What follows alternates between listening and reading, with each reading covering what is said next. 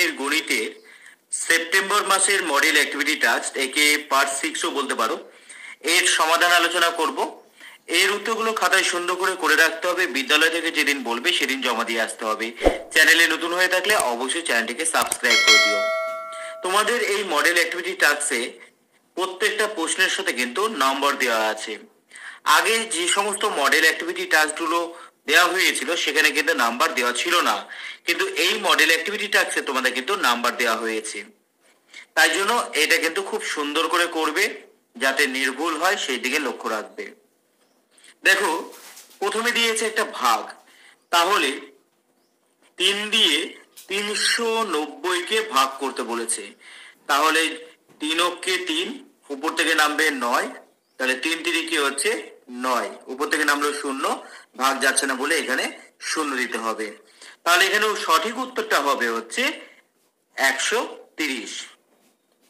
আবার দেখো খ নম্বর, খ নম্বরে কি বলেছে, 20 গুণ ছিল 5 যোগ 8 গুণ ছিল 5।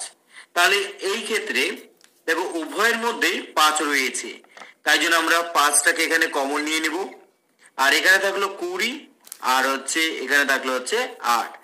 তাহলে 5 গুণ চিহ্ন 20 আর 8 হচ্ছে 28।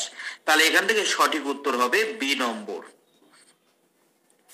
এবার দেখো গ নম্বর কি বলেছে, একটা চিহ্ন দিয়ে দিয়েছে, এর দ্বারা কাকে বোঝানো হয়। তো আমরা জানি এর দ্বারা হচ্ছে ত্রিভুজকে বোঝানো হয়, তাহলে এটা হচ্ছে একটা ত্রিভুজের চিত্র। এবার দেখো ঘ নম্বর, ঘ নম্বর কি বলেছে, 32কে 3 দিয়ে ভাগ করতে বলেছে।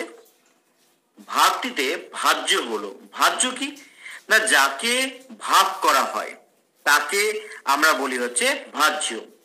তাহলে আমরা এই ভাগটাকে এইভাবে লিখতে পারি, অর্থাৎ এখান থেকে আমরা বুঝতে পারছি এখানে ভাগ করা হচ্ছে 32কে, তাহলে এখানে ভাজ্য হচ্ছে কত না, ভাজ্য হচ্ছে 32। তাহলে ভাজ্য কাকে বলা হয়, যাকে ভাগ করা হয় তাকে বলা হয়ে থাকে ভাজ্য। এবার দেখো 2 নম্বর, 2 নম্বর কি বলেছে, সত্য মিথ্যা লেখো। দেখো 70 দিনে 7 সপ্তাহ বলেছে। আমরা জানি এক সপ্তাহ মানে 7 দিন, তাহলে 7 সপ্তাহ মানে হচ্ছে 49 দিন হওয়ার কথা, কিন্তু এখানে আছে 70 দিনে 7 সপ্তাহ, তাহলে এটা কিন্তু ভুল আছে। তাই জন্য এখানে কিন্তু আমাদের এফ লিখতে হবে। আবার দেখো খ নম্বর, খ নম্বরে দেখো আমি যদি 44কে 4 দিয়ে ভাগ করি তাহলে হবে হচ্ছে 11, কিন্তু 4 বাই যদি 44 করি তাহলে হচ্ছে কত হবে না, 1 বাই হচ্ছে 11 হবে, অর্থাৎ দুটো কিন্তু আলাদা কথা। তাহলে এটাও কিন্তু ঠিক নয়, তাই জন্য এটাকে আমরা লিখবো হচ্ছে এফ। এবার দেখো গ নম্বর, গ নম্বর কি বলেছে, একটা বৃত্তের মধ্যে একটা চিত্র দিয়ে দিয়েছে, এটা চতুর্ভুজের চিত্র। তাহলে সেটা কি ধরনের হবে না, সেটা হচ্ছে আয়তাকার চিত্র হবে। এইটা তাহলে এখানে কিন্তু ঠিক আছে, তাই জন্য এখানে আমরা টি লিখবো। এবার দেখো ঘ নম্বর, ঘ নম্বর কি বলেছে, একটি কোনো ব্যাঙ 1 লাফে 7 ঘর যায়, 5 লাফে কত ঘর যাবে। তাহলে 1 লাফে 7 ঘর গেলে 5 লাফে 5 সাথে 35 ঘর যাবে। তাহলে এখানে কিন্তু যোগ হবে না, এটা কিন্তু গুণ হবে, তাহলে এটা ভুল আছে, তাই জন্য এখানে কিন্তু এফ লিখতে হবে। এবারে দেখো 3 নম্বর, 3 নম্বরে কি বলেছে, বাম দিকের সঙ্গে ডান দিক মেলাতে বলেছে যে কোনো 3টি। তো আমি তোমাদের এখানে সবগুলোই করে দেখাচ্ছি। দেখো এই যে ছবিটা রয়েছে, এখানে বাহু কতগুলো রয়েছে, 1 2 3 4 5 6, তাহলে 6টা বাহু রয়েছে। তাহলে এই ছবির সাথে মিল আছে হচ্ছে একবারে নিচের অংশটা। তারপরে দেখো চিত্রে 1 2 3 4 5, 5টা বাহু রয়েছে, তাহলে এর সাথে মিল হবে হচ্ছে 5। এটা একটা হচ্ছে বৃত্ত, বৃত্তের ক্ষেত্রে বাহু থাকে না, তাই জন্য এখানে আমরা লিখবো হচ্ছে 0। তারপরে দেখো একটা চতুর্ভুজ, আমরা জানি চতুর্ভুজে কিন্তু 4টে বাহু রয়েছে, তাহলে এখানে সঠিক উত্তর হবে একবারে প্রথমেরটা, অর্থাৎ 4 নম্বর। এইভাবে তোমরা কিন্তু করে নিবে। তোমরা এটাকে এইভাবেও করতে পারো, বা এই ছকটাকে প্রথমে করে নিয়ে ক স্তম্ভ যেমন আছে সেইভাবে লিখে নেবে, খ স্তম্ভে এলোমেলো যেটা রয়েছে সেটা তোমরা সাজিয়ে লিখতে পারো, যেটা ইচ্ছা তোমরা কিন্তু সেটা করতে পারো। এবার দেখো 4 ক নম্বর কি বলেছে, একটি সরল রেখাংশ এবং একটি বক্র রেখাংশ আঁকো। সরল রেখাংশ আঁকতে গেলে আমাদের কিন্তু স্কেলের সাহায্যে আঁকতে হবে। তাহলে এইভাবে আমরা সরল রেখাংশ অঙ্কন করে নিব। সরল রেখাংশের ক্ষেত্রে আমরা এইভাবে কিন্তু এ বি নামকরণ করে নিব। বক্র রেখাংশের ক্ষেত্রে এই রকম ভাবে সরল রৈখিক না হয়ে তাদের যে দিক সেই দিকটাকে কিন্তু পরিবর্তন হতে থাকে, এটাকে আমরা বলবো বক্র রেখাংশ। এর ক্ষেত্রে আমরা নাম দিব, তাহলে প্রথমে যেটা আঁকলাম সেটা হচ্ছে সরল রেখাংশ। ছবি আঁকার পর সেটা কি ধরনের সেটাকে আমরা অবশ্যই লিখে নেব। তাহলে এটা হচ্ছে সরল রেখাংশ, এটা হচ্ছে বক্র রেখাংশ। এবারে চলে এসো খ নম্বর। খ নম্বর কি বলেছে, খ নম্বর বলেছে একটি ঘুড়ি বিক্রেতা 148টি ঘুড়ি বিক্রি করেছেন।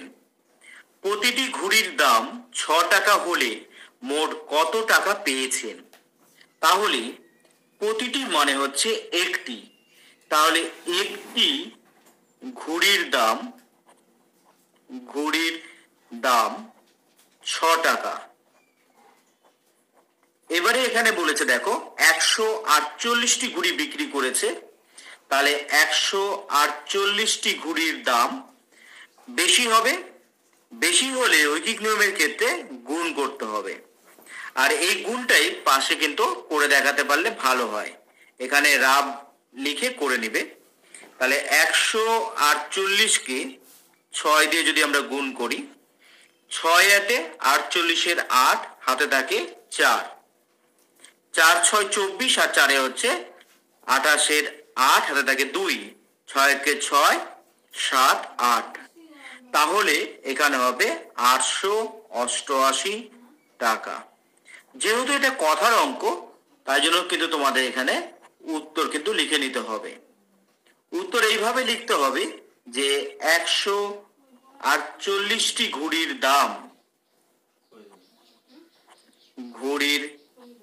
দাম কত টাকা না 888 টাকা।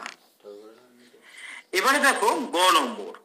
গ নম্বর কি বলেছে, গ নম্বর কিন্তু একটা ভাগ দিয়ে দিয়েছে, তাহলে 3 দিয়ে ভাগ করতে বলেছে 302কে।